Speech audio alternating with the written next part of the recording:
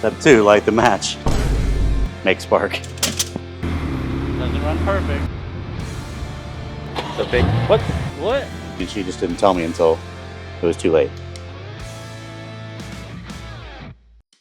Episode 2, we have a full day of cars.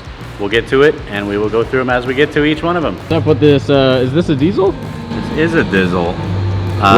Wheel speed sensor for a Christmas tree on the dash, and oil change. It's been sitting, so I told the guy, hey, let's do the basics and get it running and get it smooth, and then I can start putting miles and see what it does. It's funny, when you drain these diesels, it literally smells like a truck stop. Give it a second.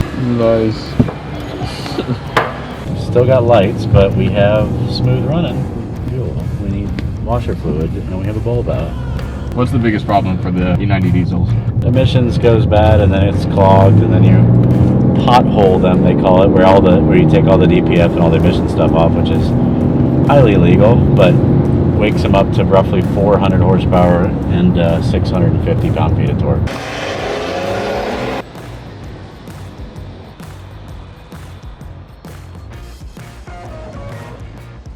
Go. So this came in supposedly previously running, but we found so much that that's definitely not true. But here we are trying to get a M20 swapped DME controlled, not an early electronic, and we got no fuel pressure, which is here, 0, and then now we're testing for spark. Go ahead. No, wait. Oh, it's an ETA motor. It's a Super ETA motor, not an I motor. So it's not this though. On? None of these are ticking. And those are the 3 main for this car. It has no fuel pressure, which we have a gauge on it. It has no spark, which we have a spark tester right here on it. It does have power to the relays, which are the main relay, oxygen sensor relay, and fuel pump relay. But so far, like I said, we have neither, and we'll figure it out. It just came in today, so we're gonna go through it. It's been sitting for years at somebody else's shop. They put an air suspension in it. They just finished putting exhaust on it, so when I do get it, the goal is to drive it out of here. So the old style fuses are these little ceramic fuses. Sometimes they get a little crusty, and you just turn them to break the corrosion. You hear it? Is it out of gas? All right, well, let's start with that. Step 1, add gas. Step 2, light the match. Oh no, there's more. It doesn't have a spark signal either, but one thing at a time. Let's work through a process of, hey, it needs gas, add gas. Hey, it needs spark. Make spark. There is? Yeah? There wasn't when I filled it. Oh, over here, yeah. Where's that rag? So if I jump the fuel pressure relay, fuel pressure.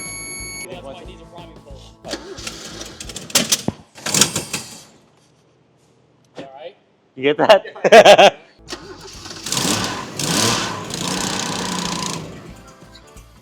Kyle, it's like you know what you're doing. Hey, nobody saw that. That was a big fireball, yeah.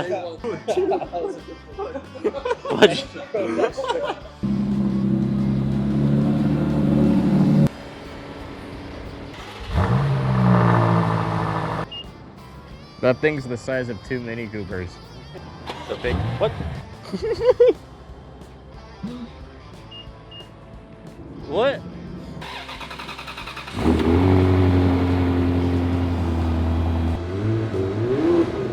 Not only does it start, there's no check engine light. No way. Word. We're gonna take this to our stereo shop and pick up another special little project. This is gonna get some speakers and head unit. Probably easier that way. Yeah, so we're gonna hit the road now, drop this one off, and pick up something else that we'll show later in about a month, because it's almost done to be unveiled at Amelia Island Concourse. So.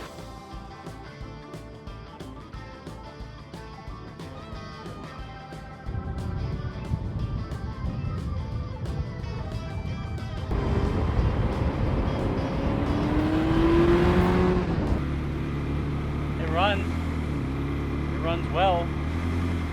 Doesn't run perfect.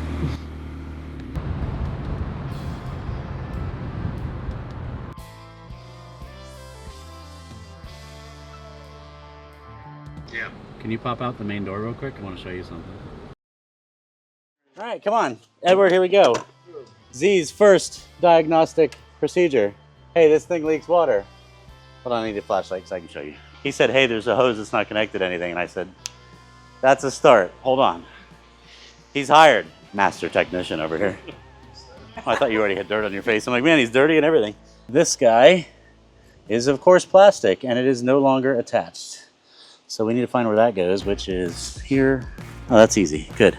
Rusty water on everything. It's been leaking, and she just didn't tell me until it was too late. Now we go in the old phone of wisdom and find the part number. Engine's on the bottom. That goes to the coolant reservoir.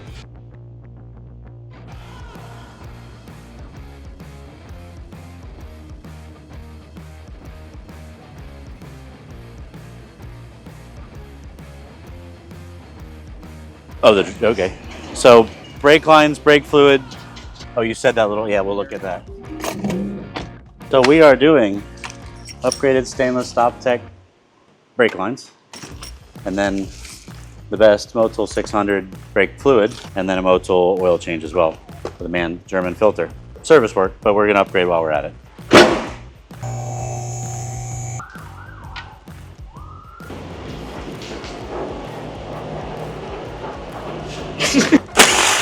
So we're going to do the rear brake lines, but we're also going to do the adjuster here for the rear spring. We're going to adjust the height. Wants to go up half an inch, roughly. Up a little bit.